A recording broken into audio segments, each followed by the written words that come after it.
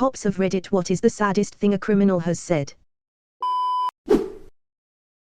Having to charge a person for a sex crime, when you investigated them as a child victim years before. His mother had that same expression of despair each time. Edit, incredible response. I can provide a bit of update.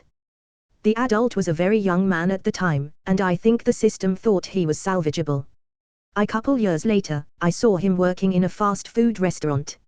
Seemed to be in good shape, interacting with his co-workers well. Neither of us acknowledged each other. I haven't seen him in any trouble since then. Ex-cop. Speaking to a juvenile in the cells with a buttload of warrants for stealing cars and armed robberies, told me the only way he could get toys is if he stole them, and his parents would never help him with his homework but showed him what to say to get free McDonald's and how to avoid getting caught shoplifting. Some kids have no hope and are just going to end up in the system. I nicked a guy for attempted murder once.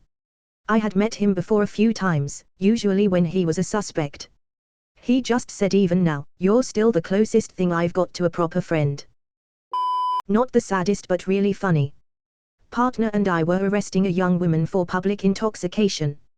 In a very slurred speech she tells us she's a school teacher and that little fuckers make me drink.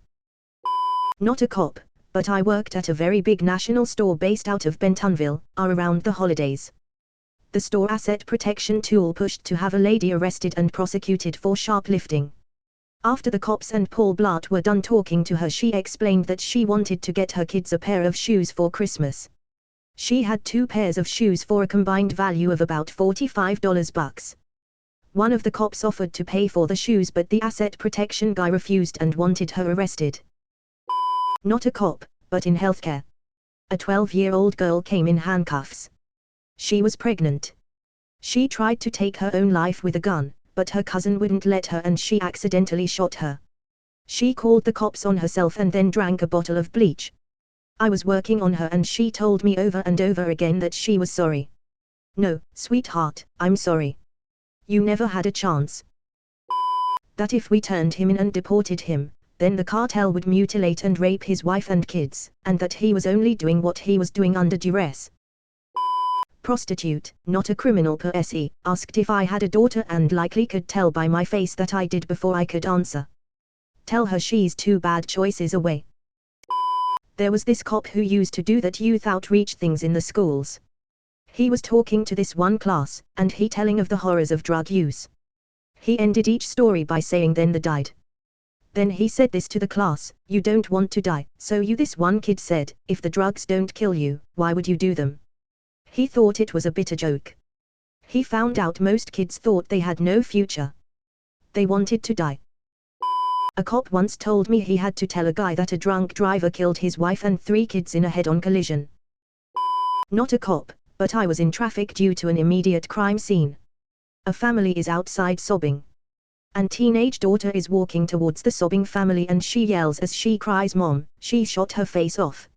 It was reported that night that a young girl was playing with a gun in the house and accidentally shot herself and her face off. She died. Not a cop, but an addictions counselor in the past. Guy was trying to get clean and be a better person. He said the moment that changed his mindset was when his GF brought his son to jail to visit him. Son, 5-ish, put his hand on the glass, like in the movies, and said, "I want to come in there with you," and he remembered visiting his father in jail and thinking it was somehow cool. It flipped a switch in him and made him want to be better. Not exactly the answer people are looking for, I know. Can't wait for this to feature in a YouTube Shorts with Subway Surfers playing in the back. Ed nurse. 12-year-old stabbed and eviscerated by dad. Punctured lungs, perforated and hanging bowels. Stabbed kidney. Why didn't he just kill me? Work security in a town's retail supermarket. Watched the local drug dealer force his son of about 8 to shoplift some pastries. Nothing about this boy would have made him stand out as this man's son, just an ordinary-looking kid, but his father wanted to make him into a man by teaching him how to steal. 4 years later and this boy is clearly his father's son. Nurse here. 17-day-old baby with 91 non-accidental injuries. That was a good few years ago and I can still see his beautiful little face. Sadly, or luckily who knows, he did not survive. He felt compassion and care for the final few hours of his life. That much I am proud of. He wasn't a criminal but me Hija as he sat crying with her body in his lap covered in her blood. I feel a lot of people interested in this side of criminality will appreciate the soft white underbelly YT channel. Hundreds of interviews with people down on their luck. They are excellent. They can really change your perception of those who commit crime and why they do it. Not my story, my dad's. My dad caught a school bus driver in the act of fucking an autistic child when he was in the area for completely different reasons. There's a lot more to the story, but he arrested him and he heard when he got his phone call he called his wife and said they got me, so she knew what he was doing.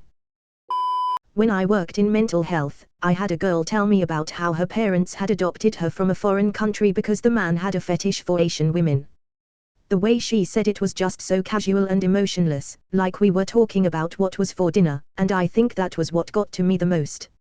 She'd already been in and out of jail at 16 and had severe mental health and behavioral issues, not that anyone could blame her. I've heard plenty of sad and scary things, but I'll never forget that one. It was my fault. If I wouldn't have left for work she would have never hung herself. It's all my fault. Why did she have to do this? I can't live without her. Not a criminal but saddest thing someone has said while I was working. Not a cop, but people that repeat offended to get in jail saying they do it because they have nowhere to go and need a warm bed and food, especially when winter is approaching. See the homeless population breaking the law. Hearing that from someone was really sad.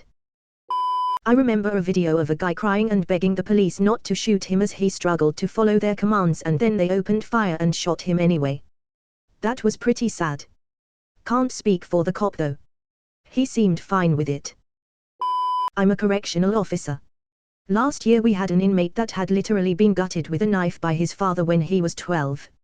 All this guy knew was abuse and violence. He would swallow objects, pens, utensils, anything sharp.